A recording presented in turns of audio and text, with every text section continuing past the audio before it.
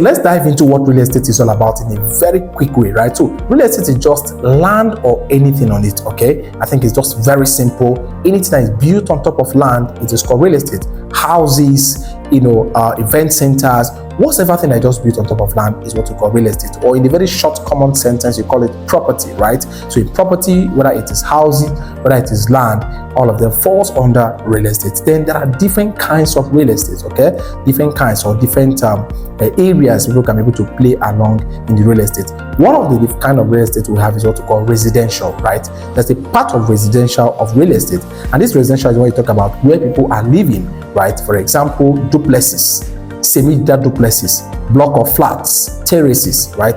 Different options. This is what we call residential real estate, okay? So we need to really understand that it is just one kind of real estate and many people need to really be aware of it. Second one is what we call commercial real estate. Now, in the commercial real estate, here you talk about activities of businesses, right?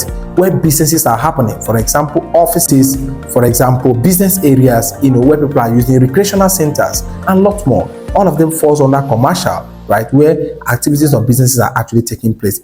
This is one kind of real estate. And then the third one is what we call industrial real estate, right? And under industrial real estate, we talk about buildings that are made specifically for manufacturing and productions, right? Now, sometimes you'll be able to come and see where they built a very large space of,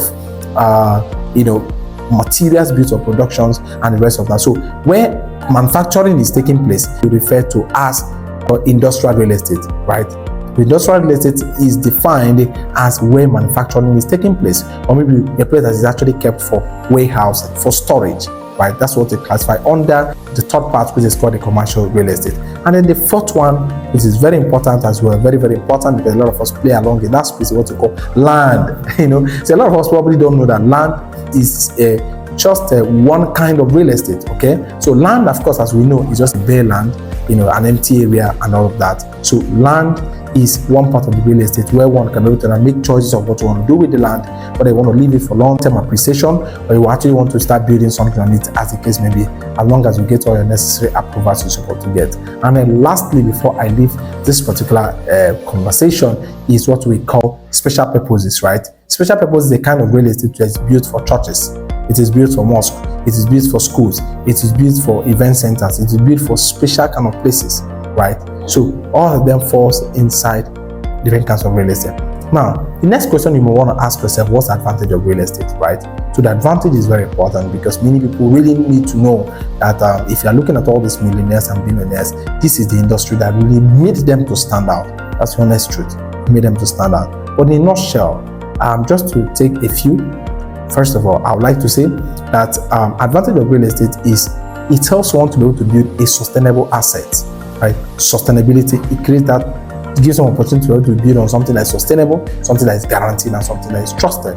That's the first advantage of real estate. Secondly, real estate is not considered as a legacy, right?